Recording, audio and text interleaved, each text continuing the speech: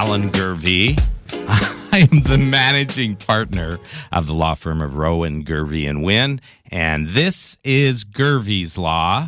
Welcome back. We've been on the air since our hiatus for about 3 weeks or 4 weeks now, and I've introduced before Michelle Lobato, my co-host. Your protege, the light of your life, since I've now been introduced to the radio show, who, by the way, I will mention, was here earlier than you. You were, and I was testing you. So I learned something about the younger generation. What you need to do is lie to them.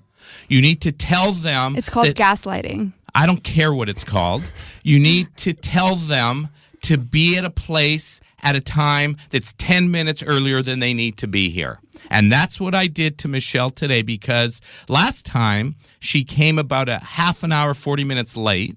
Managed to make it in time for the show, but this time she was here early. I love it. I do that to my kids. I never tell them what time their games are or when they have to be there. I always tell them 15 minutes earlier, because if I tell them the time they have to be there, they won't be there. You know, discipline is something that I'm learning every single day. Let me ask you something, Michelle, because you do represent the younger generation in cross-examining the ages on Gurvey's Law. You talk about discipline.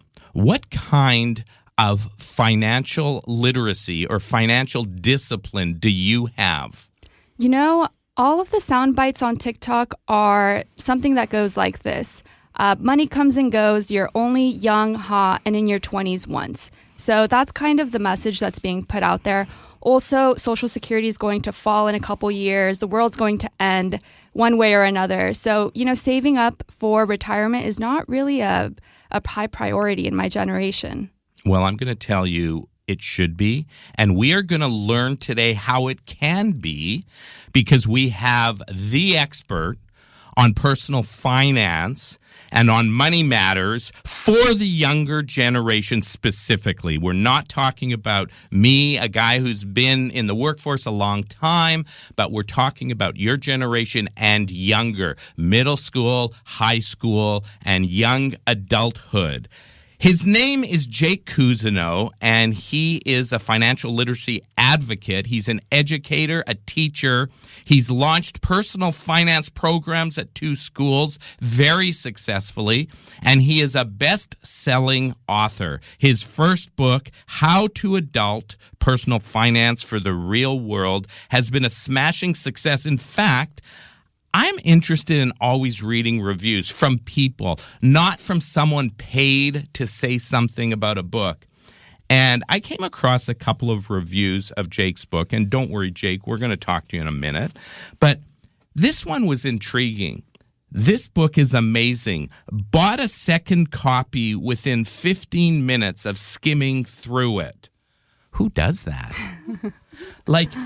You just look at the book and say, it's amazing, I need another copy. But so many people have been talking about it. Another review, Jake Cousineau's How to Adult is a must-read for young adults looking to master personal finance. With clear, engaging language, it breaks down essential topics like budgeting, investing, taxes, and insurance. This book is relatable, and it has real-world examples that make complex financial concepts easy to understand. I can't read it, but I did read the book. And there's a new book we're going to talk about called Face Your Financial Fears. Jake Cousineau, welcome to Gurvey's Law. Hello. Thank you. Very happy to be here. I just want to say on the front end, I'm really enjoying this charming back and forth that you two have. It's a real chemistry. You know, Jake, you know so much about the younger generation. You've been a teacher for years, even though you're a young guy, because we talked about that before we got on the air. And you really have a familiarity. You know what they're looking for. You know what the new generation is like, and I'm not sure what that means. Mm-hmm. So how did you come across, the financial aspects? We're always trying to build confidence in children, but financial confidence has never been an objective at schools or for the younger generations. How did you get interested in it? Yeah, so like so many people in my 20s, I was just dead broke, like negative net worth, probably like negative $30,000. I truly understood nothing. Like, I didn't know what interest rates were. I had student loans. I didn't know how those were even calculated. I stopped paying them. Just made every mistake you could possibly make. And so around like 26, 27, I call it my financial renaissance. I just read like every book I could. And I was already teaching at this time. And so after a couple of books, I was like, this is not that hard. Like, this is way more doable than I thought. I was afraid for nothing, or at least the problems in my head were way worse than reality. And then being a teacher at the time, I was in a fortunate position. I'm like, I'm gonna address this. Like, I'm gonna start a class. So I started a class at my first school. And then sort of once I committed to that, the head of the school was like, yeah, do it. Start your class. But then I had to develop the curriculum and sort of get it off the ground. So it became a real chore. But then you learn so much through teaching. I always tell this to people, like, if you really want to check your understanding, like whatever you study or whatever you're into, if you really want to prove to yourself, like, I know this, like, explain it. Like, teach it, for, an extended period of time. So I started teaching the class, and through the years, the students would come up with sort of the same questions, or they'd get hung up on the same issues and whatever it was. So it gave me a real familiarity. And I realized, these students, they might be 17 years old, and they have these questions because they're so new to this topic. I would speak to 25, 35, 45-year-olds, and they had the same questions. Like, right. People just don't learn this. So I think it did give me a very unique perspective into the huge blind spots that so many people have. And I think being a teacher, I've sort of crafted this skill of taking complex, concepts and hopefully breaking them down into either more palatable, engaging, more, approachable problems that people can actually solve. I love that. And I love that you really are in tune with the psychological and emotional aspect that finances can bring. There's a lot of anxieties, a lot of fears, especially around my age range when everything's changing. You're not really sure what you want to pursue full time for the rest of your life. I mean, even thinking the rest of your life, not even just touching on marriage. So I'm curious, you said it was around 26 to 27 when you had your financial renaissance? The renaissance, yes. Epiphany. What prompted that? Did you start getting ready for marriage? Were you like, okay, a wedding's going to be expensive, a ring? Wait a second, Michelle. Are you hitting on him right now? No, he's married. Oh, that's fine. But No, I'm considering for myself. Have you seen the movie Materialist? I haven't. No. Well, basically, it's is it your Dakota generation? Johnson. Yeah. Well, Okay. no, it has that. Oh, I'm not good with actors' names.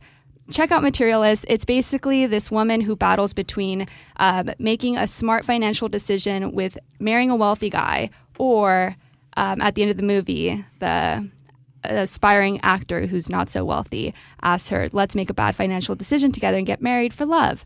And, finances and marriage go hand in hand, right? 100%. That's what I've been told. Yeah. I totally understand the question. There's often, unfortunately, it would be great if people were just proactive and were like, right. You know what, I should understand that the earlier I start, the easier this process is going to be. That's just not how it works. It's typically, there is sort of like, some moments generally. If somebody hits rock bottom or something.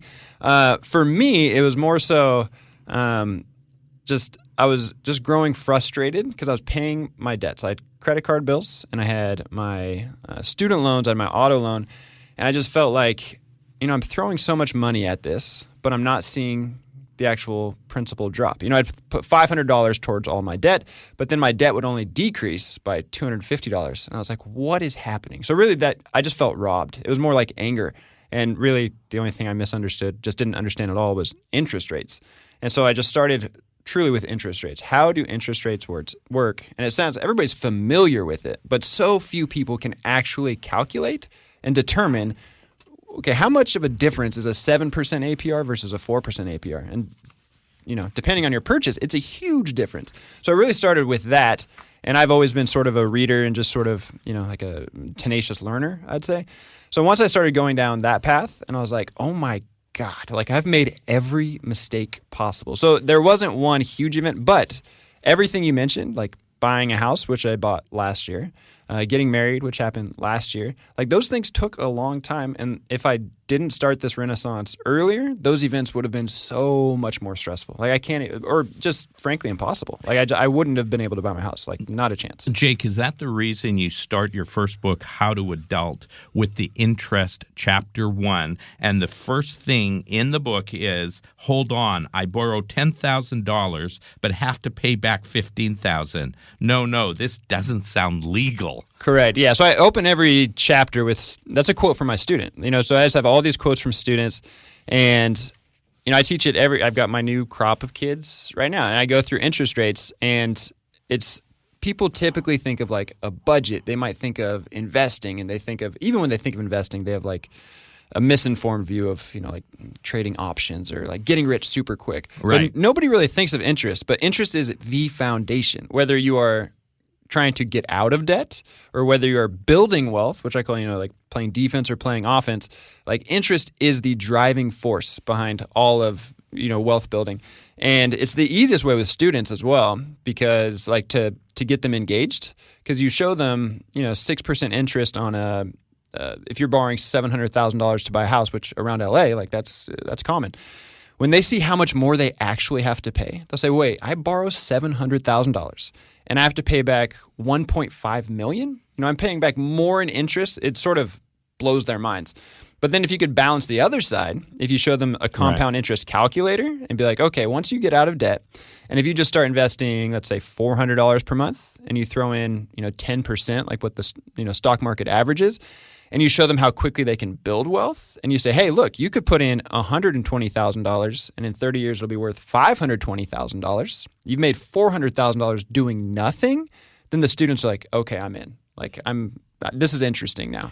But that has to be counteracted with the frame of mind that kids these days are in, and that's instant gratification. I'm on my device, not thinking maturely like the example you just gave, where if you put a little bit of away starting young, you're going to make a lot more Correct. money and you're going to have a better life down the road. How do you get through to kids? And I know you talk about it in your books, how to get through to kids to encourage discipline, responsibility, and looking to the future? Okay, that's a great question. And I think that's truly at the core. And Michelle, you mentioned there's sort of like a why try with the younger generation, right? There's so many things going on. Why try? And I think the answer to this, there is such a disconnect between how your actions today influence your future. Like there is such a horrible disconnect there. Like, for example, if I tell somebody, or a lot of financial advice, they'll say, put 15% of your paycheck into your 401k, and in 30 years, you'll have a ton of money. But people don't understand, all right, if I do $300 per month today, what does that actually look like in the future? People don't know what that number is at the end. And you have to connect those two things, or else the success is probably not going to happen. Because when you show somebody, oh, hey, $300 a month, like that's great. But if you show, okay, you do that for 30 years, let's say that's $700,000. They go, wait, what? Like that's actually true? I could put in $200,000 but get $700,000 out. So you have to have that goal at the end, because if you only have one side, if you only have, hey, you need to have $1 million for retirement, that doesn't help, because how do I get there? Right. But if you just show them $200 a month, that doesn't help either, because they say, well, what will that yield? So you have to be able to understand the relationship between those two things. And it's really like anything else. It's like if you want to get into shape, it's really hard to be like, okay, you have to do diet and exercise every day. It's very difficult to see the relationship between your everyday actions and what it's going to yield in the long term. And if there's one variable in personal finance that is the most important, it's time. Right? The longer you're doing something, like when you look back, like now when I look back 10 years, I'm like, I can't believe how my behaviors in the past, those $300 a month are now hundreds of thousands of dollars or whatever it might be, right? So you have to show them both ends. And kids get truly excited. Like my high schoolers, when you show them the compound interest calculator, like, oh my God, like I could be a millionaire for $200 per month. Like, are you kidding me? So they get really excited about it, but you have to show them, if you want that $1 million, $2 million, whatever it is, you have to have actions today. You have to forego some of these, these things that you want so badly. You have to delay some of this gratification. I'm just thinking, Jake, I have two children, and when they were born, everyone was celebrating and saying, oh, congratulations. Guess what I did? I went right to an investment counselor the day they were born and said, I've heard about this thing called a 529. Yeah. I want to put money in now when they're born. And he's like, well, you can do that. They're not going to be in college till, 18. I started the day they were born, and shockingly, they're now in 6th and 7th grade. They have enough money in the accounts to finance their college. I don't have to put another penny in for the next 7 or 8 years. And that's because I chose to make the sacrifice to put the money away so that I could be less stressed and they can be less stressed. Yeah. Oh my gosh, you're thinking about putting your kids through college, and I'm just thinking about how am I going to buy the Prada bag next week and still make sure I'm not in any credit card debt and save up for a house, hopefully. One of the key points that you have in your book that I really appreciate is you saying you don't have to live a miserable life in order to face your financial goals. So not having to cut back on the sweet treat, as we call it, the avocado toast, the iced coffee, or the occasional Prada bag, once a year or something. Can you talk more about not having to live a miserable life to face your financial goals? Yeah, so typically, and this definitely is a generational thing. I think there are older generations that will say like avocado toast, Starbucks, every day. Those are killing you. You kids, like that's why you're broke. They're not helping you. I'll say that. They're not helping. But that's almost never the source of somebody's financial, like any problems they have. Your wealth is typically killed in 3 categories. And so those 3 categories are housing. People overpay for housing, which is especially difficult today. I mean, housing is just expensive, period. Transportation. If there's one thing like I just am constantly, on my soapbox about, it's like overspending on cars. Like Americans spend so much on cars. And the third one is food. Like people just they either eat out too much, especially younger people. DoorDash. I'm 37. I've DoorDashed like twice in my life just because when I see those delivery fees, being a finance nerd, I'm like, I cannot pay these fees. But really, so the example I give, so somebody with that mindset might be thinking, I'm going to cut out avocado toast. I'm going to cut out Starbucks. I'm going to cut out, we'll just start with those 2. And they think my problems will be fixed, right? I'm doing what they said. I'm not, just frivolously spending my money. But if you go down that route, it's probably not going to change anything. I'll be honest with you, right? Because those things are only going to add up to so much. If instead you think of a much simpler example, instead of a decision every single day, let's talk about the decision to buy a car. Most people, let's say, 2 choices.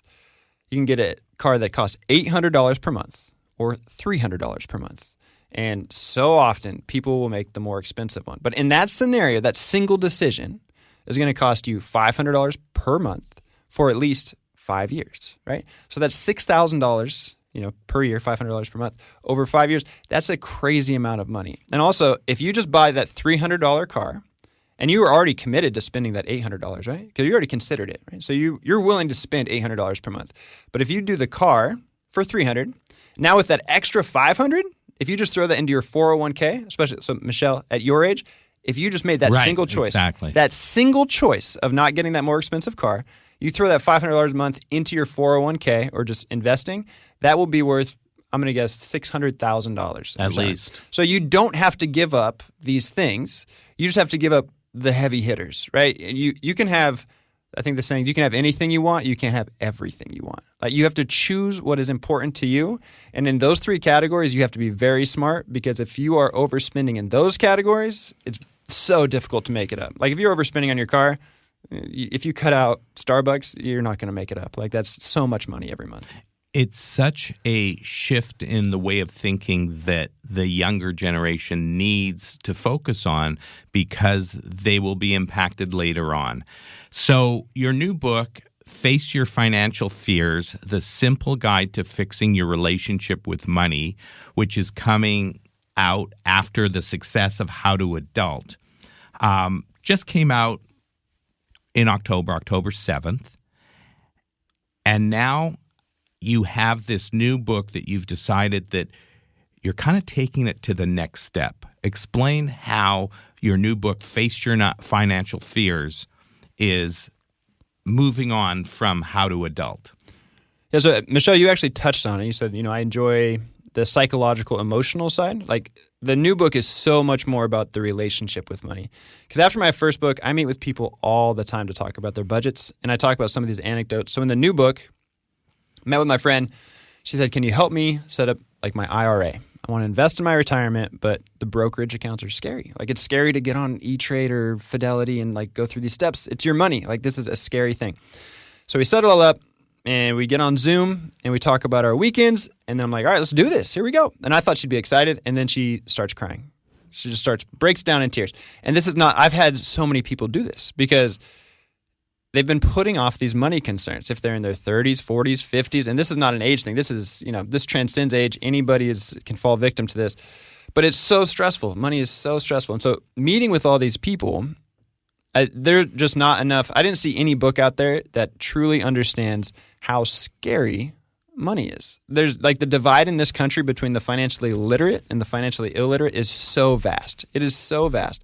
So those who typically write these books are part of, the team that knows what they're doing, but they don't have the language to communicate and also understand like this is so scary for people. They need this emotional connection.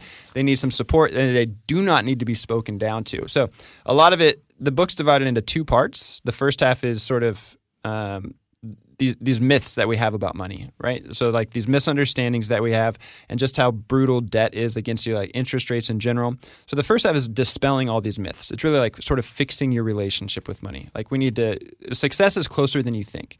And then the second half is actionable steps you need to take. Like, how do you actually create a budget? How does a 401k really work? What is an index fund? When you say invest, like what do you actually mean? So it really walks you through how to go through these things. So it's really for anybody. And I think this is, this almost describes everybody. I lived for years knowing I had financial problems. I knew it, but I just didn't want to address it. It was too scary. And I had this feeling that everybody around me was thriving, right? Everybody knows this stuff. And I'm just some loser, some outlier. And then once I learned everything I could, I realized, nobody knows this stuff. Exactly. Like, nobody does. And when you say that, even grown-ups don't. I'm looking at 100%. one of the reviews. This book is so helpful. Do yourself a huge favor and buy it. Jake explains finance in such an accessible way. I'm 35 years old from the UK, and I wish I had read this sooner, but I'm so happy that I've read it now. Empowering. I'm so grateful this book exists.